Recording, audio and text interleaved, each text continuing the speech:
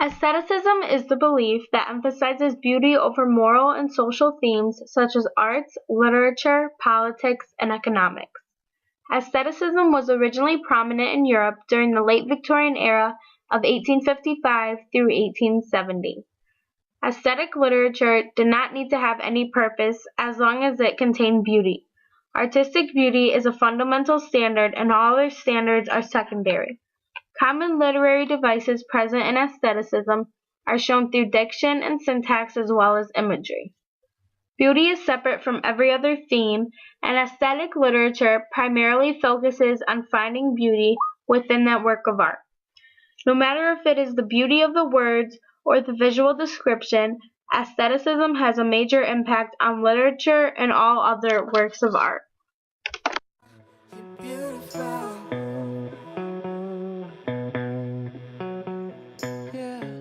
Mr. Bingley was good-looking and gentlemanlike. He had a pleasant countenance and easy, unaffected manners. His sisters were fine women, with an air of decided fashion. His brother-in-law, Mr. Hurst, merely looked the gentleman, but his friend Mr. Darcy soon drew the attention of the room by his fine, tall person, handsome features, noble mien, and the report which was in the general circulation within 5 minutes after his entrance of his having 10,000 a year. The gentleman pronounced him to be a fine figure of a man.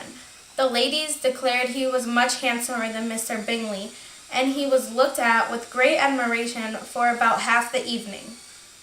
This text is aesthetically pleasing because in Chapter 3 on page 7, Mr. Bingley and Mr. Darcy are introduced. First, he's described to be good-looking, gentlemanlike, and having a pleasant countenance. Mr. Bingley also has easy, unaffected manners, and his sisters were fine women as well. So right when they're introduced, the character is not talked about, but the looks is talked about, and everything that makes someone beautiful, having rich and good-looking features. Next, Mr. Darcy is introduced, and the positive diction continues, saying he drew attention to the room by his fine, handsome features, noble mien, and just having a great figure of a man. It continues saying he is much handsomer than Mr. Bingley, which shows that the beauty is not only being talked about, but comparisons with the beauty is being talked about.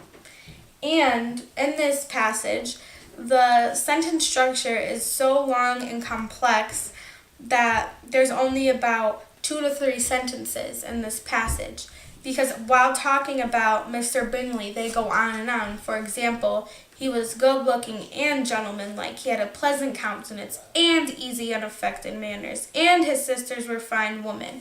So it keeps going on and on to say and emphasize the beauty of this. They're so caught up in the beauty that they just have to keep talking and talking about it. No matter how much the beauty really matters, in this text it matters a lot. And the imagery that you draw from this diction and syntax by saying such good looking and gentleman, all the positive G sounds just sound so good and handsome, and how he looks better, and all the manners, and the word fine appears so many times.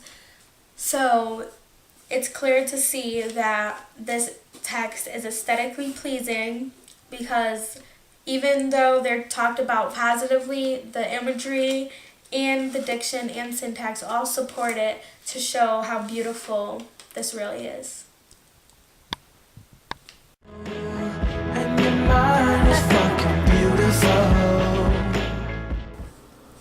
This is chapter 19, page 94 to page 95.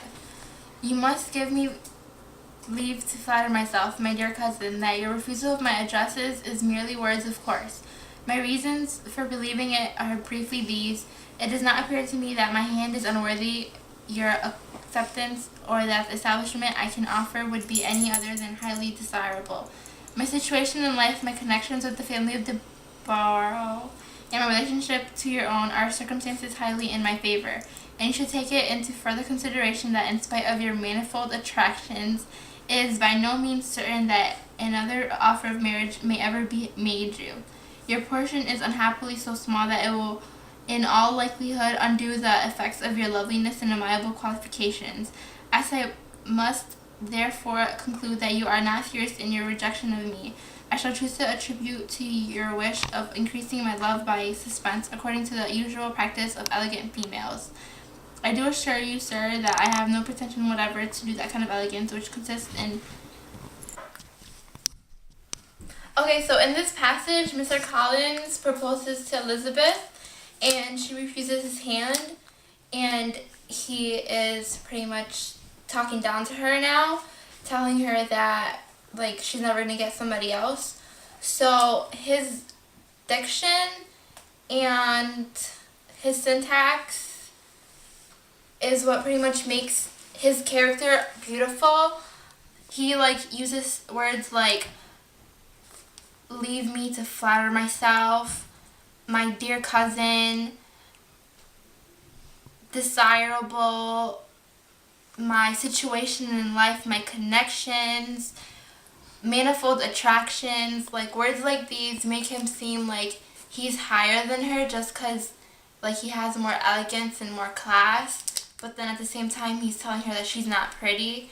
Pretty much he's just, like, telling her that, and, like, previously he was telling her that she's just, like, the second prettiest, and because the first prettiest sister isn't available, he's just gonna ask her.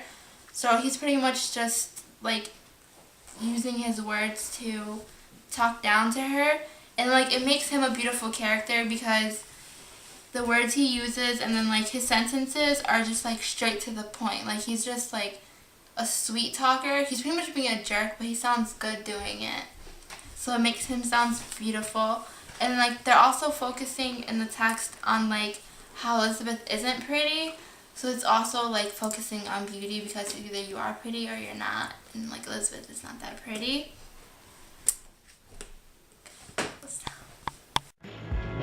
And I can't pretend that that doesn't mean nothing to me. My section is on page 324, chapter 60. Elizabeth's spirits soon rising to playfulness again, she wanted Mr. Darcy to account for his having ever fallen in love with her. "How could you begin?" said she. "I can comprehend your going on charmingly when you had once made a beginning. But what could set you off in the first place? I cannot fix on the hour or the spot, or the look, or the words which laid the foundation. It is too long ago. I was in the middle before I knew I had begun.